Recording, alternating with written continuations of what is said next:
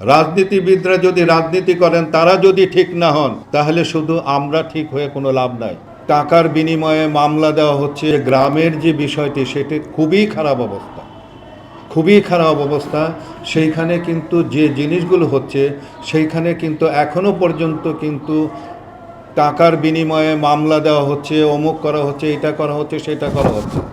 তো যে জায়গাগুলো এখনো পর্যন্ত ঠিক হয় নাই, তা আমরা আমাদের আশা আকাঙ্ক্ষা আমরা একটা ইলেকশনের মাধ্যমে পূরণ হবে কিভাবে আমরা আশা করতে পারি। এবং এই ইলেকশন যেটি চাওয়া হচ্ছে, সেটা আমরা যতদূর জানি যে ডিসেম্বরের মধ্যে হয়তোবা আমাদের ইলেকশন, কিংবা জানুয়ারির প্রথম দিক দিয়ে কিংবা শেষের দিক দিয়ে ইলেকশন হবে।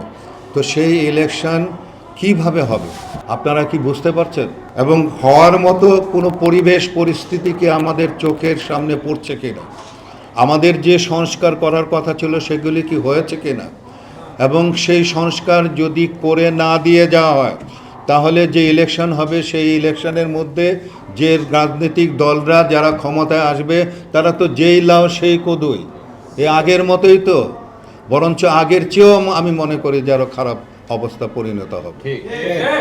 তো সেই জায়গায় আমরা এখন কিন্তু একটি কথা বলতে চাই, সেটি হলো যে আমাদের কথা বলার সুযোগ দিয়েছেন, যেমনিভাবে সরকারকে আমরা বলবো যে আমরা কি বলছি সেইটা শুনেন।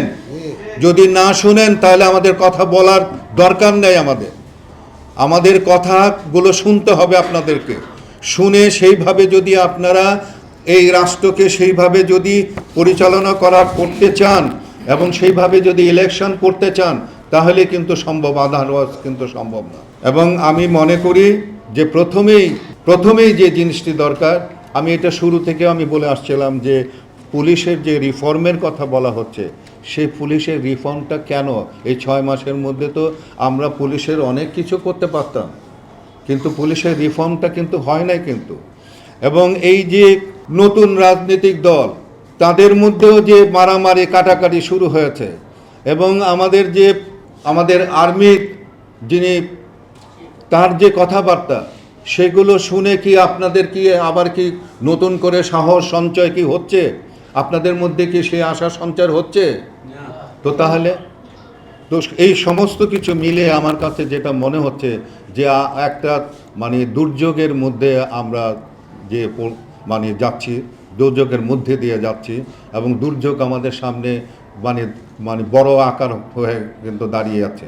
তো সেই সমস্ত জিনিসগুলো আমাদের ভাবতে হবে, ভাবনার মধ্যে এনে আমরা যদি সকলে, আমার এই ভাই যেটি বললেন যে আমাদেরকে ঐক্য কিন্তু আমাদের কারো মধ্যেই নাই। কিন্তু যে বললাম না যে ছাত্র রাজনীতি, ছাত্রদের মধ্যে নতুন দল, সে নিয়ে আপনারা দেখছেন যে কি হচ্ছে। তো সেই জন্য আমি জানি না কিভাবে আবার নতুন করে আমাদের এই ঐক্য কিভাবে হবে, আমি জানি না।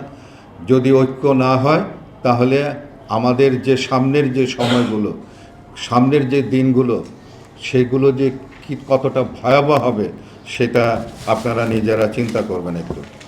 তো আমি মনে করি এখনও সময় আছে।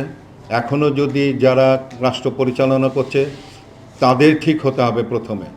তারা যদি ঠিক হয়, এবং ছাত্ররা যারা রাজনীতি করতে আসছে, তারাও যদি ঠিক হয়, এবং আমাদের অন্যান্য রাজনীতিবিদরা যারা আছেন, তারা যদি ঠিক হন।